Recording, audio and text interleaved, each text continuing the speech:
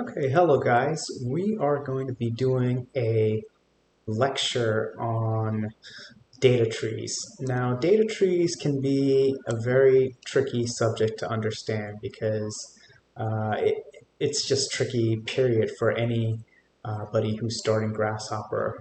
But we are going to show an example of how to utilize the data trees with an example file, and it's this little assignment that I'm going to be showing, and we're going to show different scenarios on how to use data trees. This lecture will definitely help you when you're understanding Grove at Grand Bay, that lecture series. Okay, let's get to work.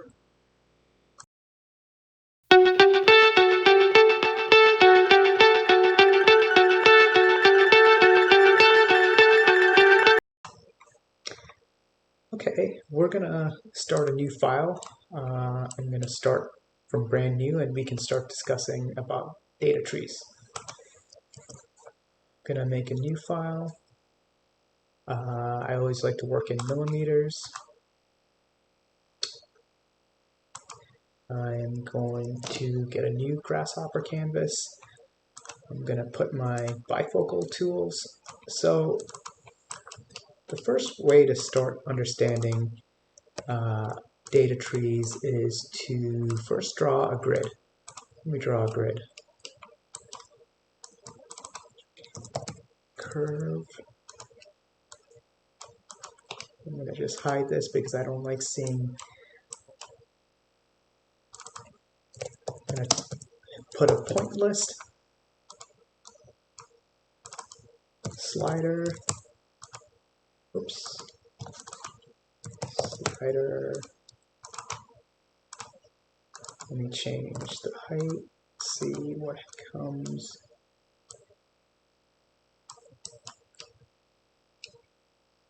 Okay, so, or how about I do this, area.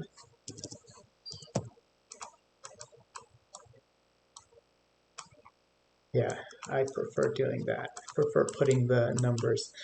Now, we have in this grid, we have the size of each of these panels. So it's 1 unit by 2 units high. And then we have the extent in X and the extent in Y. So in the X, we have 10 rows here, and then in the Y, we have 5. And as you know, in Grasshopper, the first number always starts at 0. So what's happening here is what I can show you the condition, and this is one of the most helpful tools. This is the param viewer. If I put the param viewer here, what's showing me is that within this composition, we have 10 branches, and each of those branches has 5 items. Now, this is where we start to understand the concept of grafting, flattening, and simplifying. Now, I want to simplify this because there actually isn't any need to see these first 2 numbers. And it really helps to use your simplification tool because it just makes it easier to understand things. So as you can see, you have 10 branches and each branch has 5 items. Now, if I wanted to flatten this, and I go here, what ultimately happens when you flatten is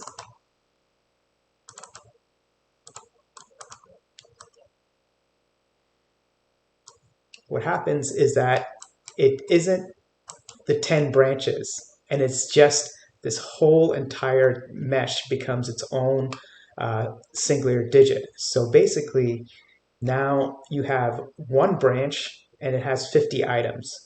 So you can see the organization structure, what happens when you have a grafted condition and a flattened condition. So I will unflatten that.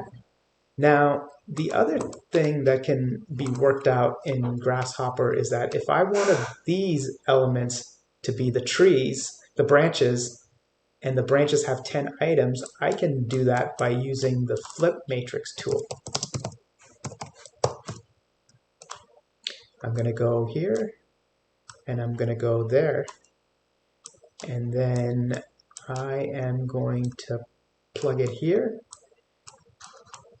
And you can see the condition has changed where it is now 5 branches and each branch has 10 items. Now, what if I created a condition where there are multiple planes, multiple surfaces, and they are also using the tree organization? What would happen? What would happen if I make one rectangular surface here,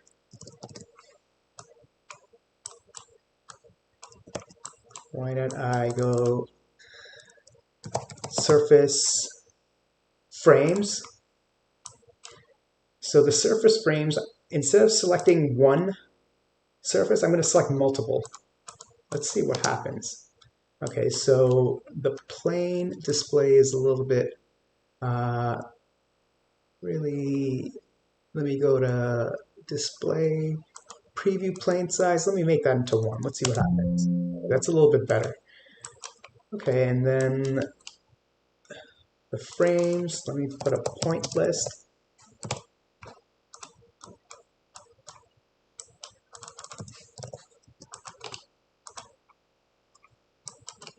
And then let's look at the tree. Okay, so now you're seeing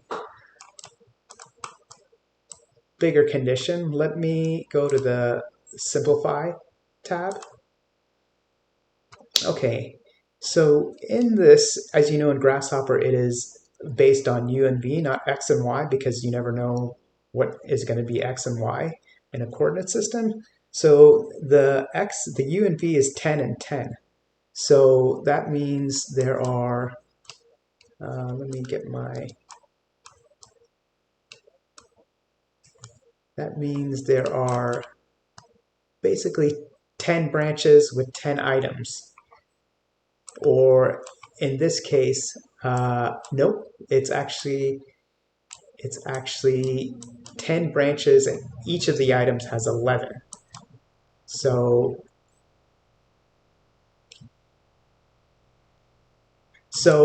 here in this condition, you're seeing something different. You're seeing this set of numbers, and this you see a 0, and then you see this set of numbers and this with a 1. So basically what's happening is that this tree condition is based on the 0 coordinate, and this one here is based on the 1 coordinate. Now let me manipulate the numbers. So this can be a little bit more interesting.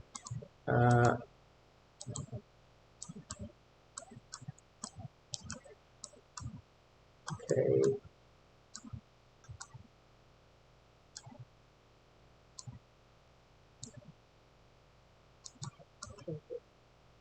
Okay, so you can see that there are 5 branches,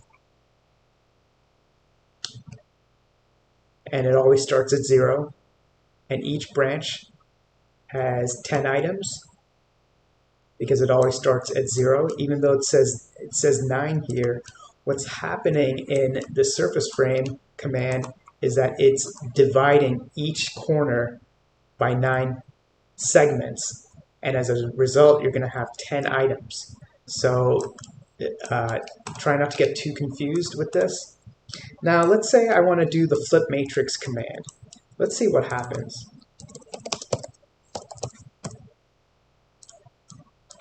I get an error message. All paths may only defer at a single locus. So the problem that we're having right now is that we have 2 branches. We have one that starts with 0 and the other which starts with 1. So we can't do that. In such a situation, we need to do our path mapper command. And in the path mapper, we need to assign a condition where we can create this flip matrix. So we use A. Let me capitalize it. A, B, item. So this is just your typical numerical condition. Uh, it's obviously we have the A, which would be this, the B, which is this item, and the I, which is the items. And I want to flip that. So my condition would be to write it as this. This is the code to do a flip matrix with multiple trees. So I am going to go here, and then you'll see the difference.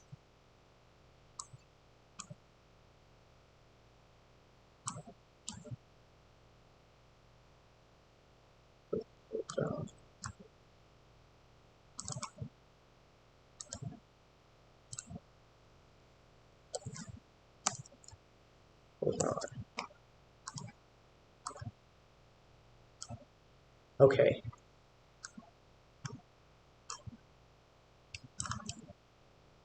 Okay, so if you look here, this is what we originally had, which was this portion divided by 4, which creates 5 branches, 9 items. Now if I do a flip matrix condition, and then obviously you see the condition here clearly. Now if I flip that condition, you can see it changes.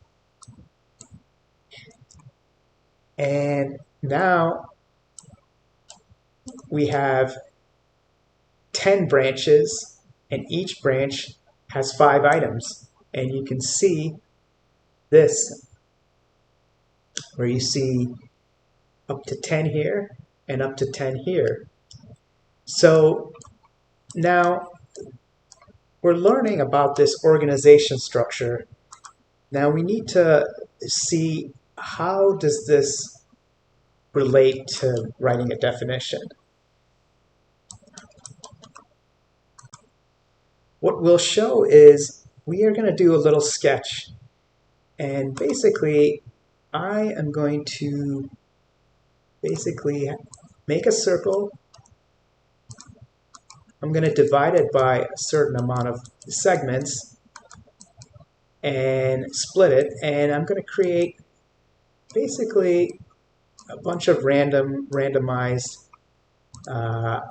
surfaces, and each of these geometries will have its own unique data. And what we'll show is how does manipulating trees and data structures work. So let's start with, let me just erase this. Let me just hide this. So let's make a circle. So I make a circle. Let me change the slider. Just put 1200.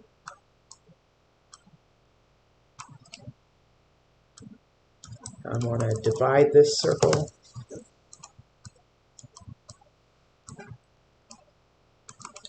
Let me just... So now I want to split these circles, so I'm going to go curve closest point. So I'm going to use this curve. I'm going to take these points. I want to split these items, so I use the shatter component. And now you see there are 29 items. So I want to extrude these items in a very randomized way. So I'm going to go to Unit Z. I'm going to click on the Random tool. So the number, so I need to feed a number to have this randomized condition. So there are 29 items here. So what I'm going to do is I'm going to use the good old list length command. And I'm going to select that. I'm going to click it on the number. I want to construct a range. So I'm going to use the construct domain. let's just see what the height will be with this between these numbers. I want to get the seed. Oops. Creates a randomization.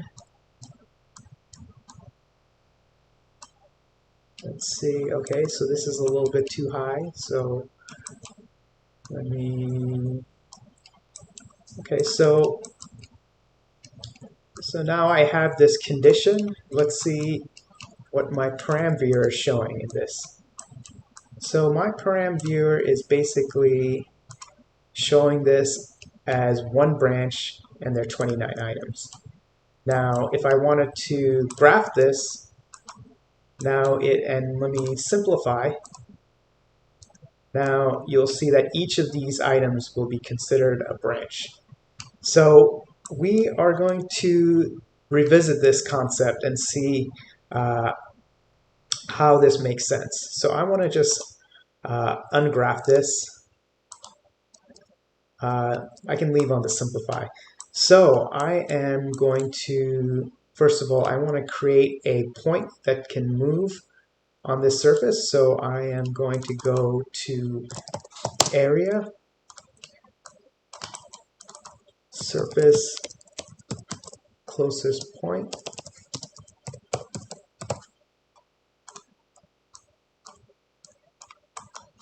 and evaluate surface.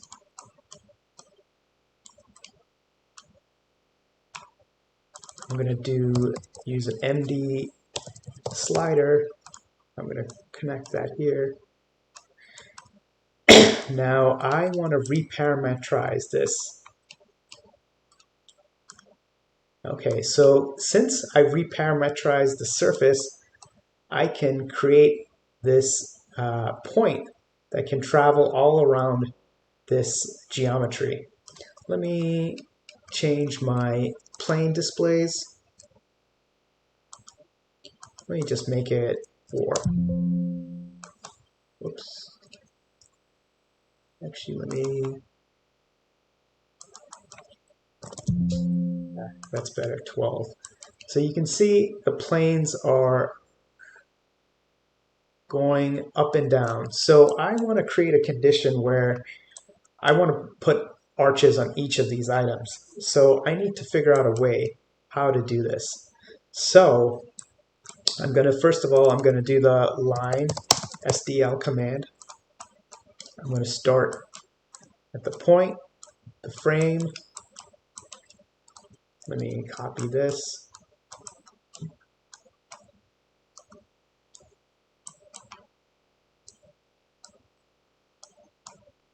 Okay, let me reduce this. Let me maybe make the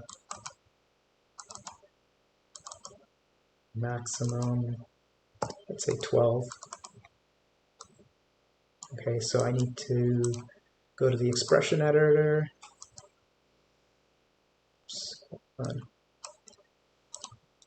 Expression editor, -x. Let me just... Okay, so now I'm going to go to endpoint. Okay, now I am going to this geometry and I want to create a midpoint at the top and bottom edge. So I'll go to my brep, deconstruct brep. Edges, you can see there are 4 edges. Simplify. So you can see that it's already, even just looking at this data, it's already created 29 branches, and each branch has 4 items, as we know that each geometry has 4 edges. So I'm going to go list item,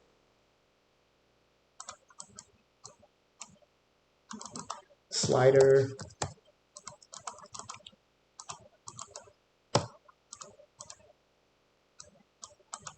okay, it's not 0.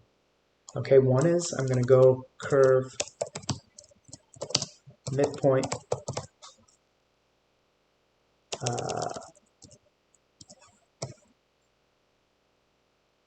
gone, curve middle, nope, not this, middle, curve middle, okay? I'm copying that. I want the bottom, okay? So I have a point here, end point.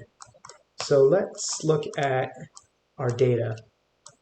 So in this portion, we only have one branch and there are 29 items. However, let's look at what happens in these conditions.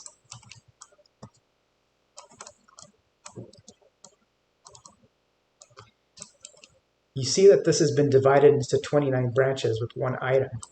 So one of the things, if I want to make this arch, it's not going to work if I do the arc through points.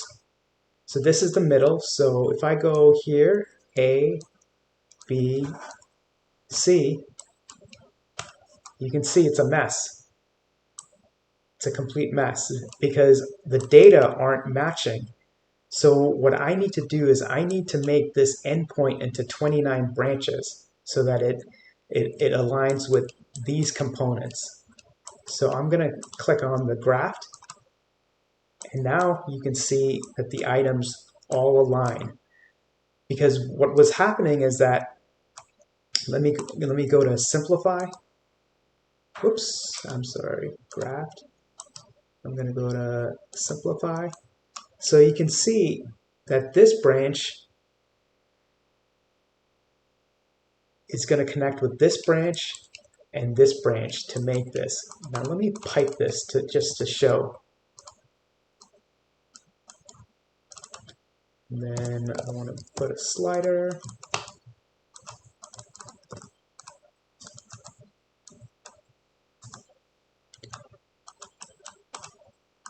Preview.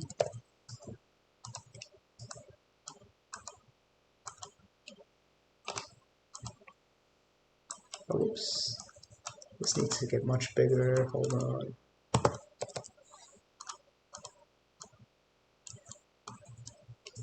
Oops, I'm sorry. Nope, that's not right.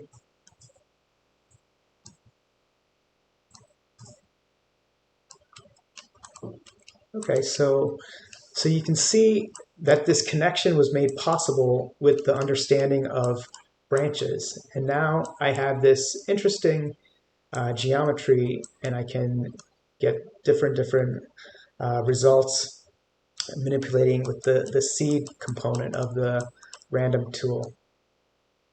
So this is part one of the series on data structures. We will get into other concepts of the data structure system, but it is really important to know this concept because it's really the basis of understanding Grasshopper. And Grasshopper is a program where you're moving from step to step, so it's really important to understand how you make your next move because it's really understanding your data management. And with the param viewer, it's very helpful because it just gives you an idea. It shows empirically how many branches there are and how many items are in those branches. And you can understand where you need to make the connections. Okay, thank you very much.